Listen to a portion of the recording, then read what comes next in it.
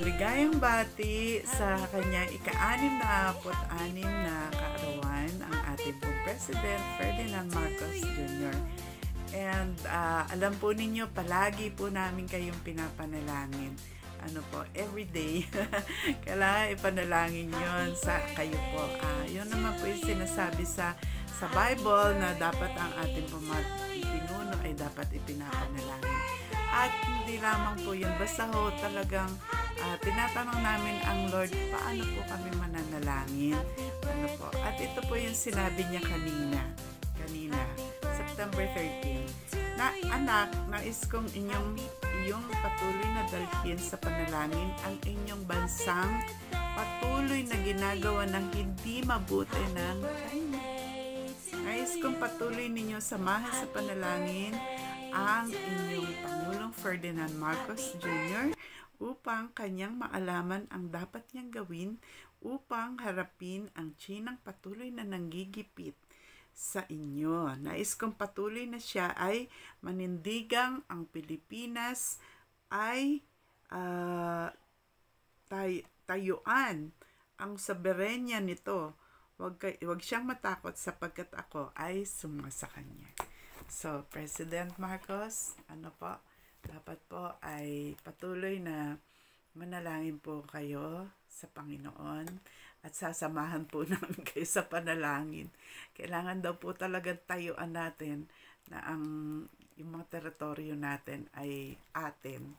At wag daw po kayo matakot. Actually, meron din po siyang sinasabi na na kailangan panalangin nyo yung presidente na maging malakas ang loob, matibay ang dibdib. Yung po panalangin. Kasi nga po, marami po sa inyo ay, umuupasala. Umuupasala yun po. Pero alam po ninyo talagang buhat pa noon, sinasabi na ng Lord, ipanalangin niyo presidente niyo. Kasi nais kong ang inyong bansang Pilipinas ay umunlad at maging mapayapa. At iyan ay inilagay ko na sa kanyang puso. Kaya nakikita ko po ang inyo pong pagsisika para sa ating bansa. Pero talaga pong hindi po nyo yan makakaya on your own. Kailangan nyo po ang tulong ng ating Panginoong Diyos na lumalang ng langit at lupa at naglagay sa inyong lugar na yan. Sa posisyon nyo na yan bilang Pangulo po ng Pilipinas. So, patuloy lamang po kayo na manalangin sa ating Diyos na makapangyarihan sa lahat. Dahil siya po ang naglagay sa inyo dyan. Therefore, bibigyan niya po kayo ng karunungan po na nanggagaling sa Kanya. Basta matuto po kayong umupo sa Kanyang paanan at makinig sa Kanya pong tinig.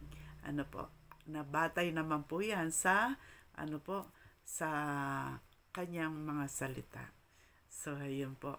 Talaga po ang Diyos kapag po tayo ay tumawag sa Kanya, siya po ay tutugon.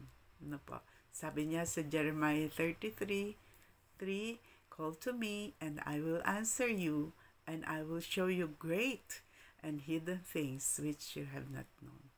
Ibig pa nga niya malaman nyo na meron po kayong mga tao sa inyong kapaligiran. Nais niya na ipanalangin namin kayo na ang mga taong nandyan, malakas po impluwensya sa inyo na yung impluwensya niya ay maaari po makasama. Kaya magkaroon kayong ng discernment, discernment sa mga taong nakapalibot sa kanya, sa inyo, na meron pong pansariling interes at hindi po sa interes ng bayan. Alam ko mahal niyo po ang bayan po natin. Alam ko mahal niyo po yan. Pero kailangan din po maging discerning po kayo. At mangyari po yan kung hihingi po kayo ng karunungan sa ating Diyos. So muli po, maligayang bati sa inyo pong kaarawan at magkaroon pa nawa po kayo na marami pa pong kaarawan na may kalusugan, karunungan, at patuloy na magamit po kayo sa ating bayan. God bless you po.